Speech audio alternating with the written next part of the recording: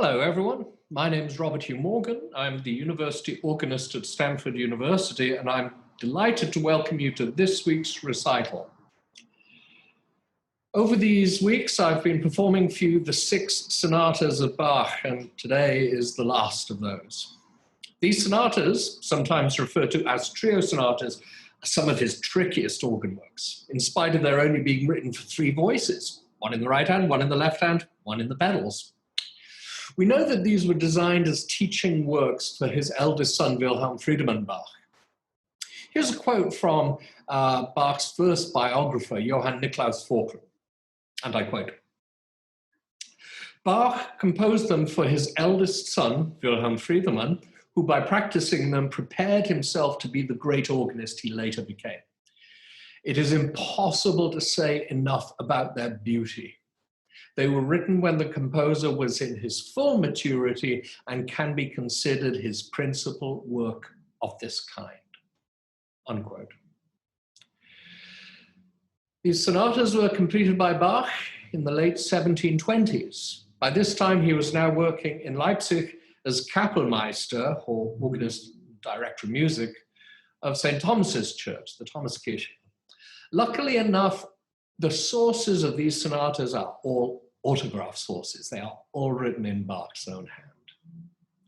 The interesting thing is that many of these movements, it is thought, were recycled from other works. It's only this 6th sonata that was written specifically for this set as an organ work. So this 6th sonata, which I'm playing for you today, in common with all the other sonatas, falls into 3 movements. And as I mentioned, this is the one sonata that we know was composed as a single work to be incorporated into the set of sonatas.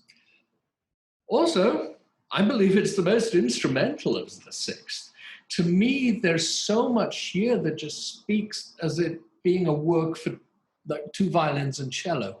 There's an awful lot of idiomatic string writing. So I think it's a fabulous irony that we know this was the only one written as an organ piece.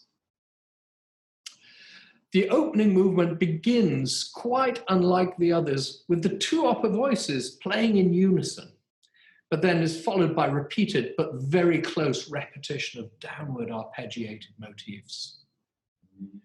The second movement is absolutely cut from the same cloth as some of his greatest obligato arias.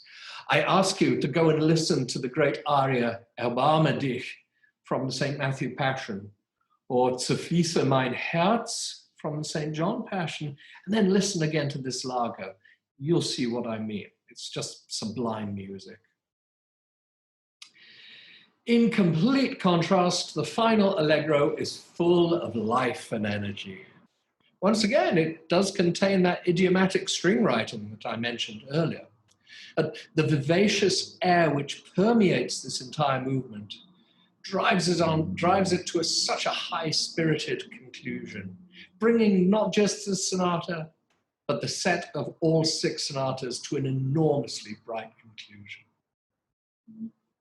One early reference written describing these sonatas says the following, quote, "There still exist 6 of these trio sonatas by him for the organ, for 2 manuals and pedal, that are so beautiful, so new and rich in invention that they will never age, but will outlive all changes of fashion in music," unquote. Amen. All of what you're hearing in these recitals are performances that were recorded in Memorial Church over the years, some of them at Sunday morning services, some of them at live concerts. So if you hear background noise, that's why. I do hope that you've enjoyed listening to these 6 remarkable sonatas. They are such great music. And as always, thank you very, very, very much for listening. Be well, take care, and stay healthy.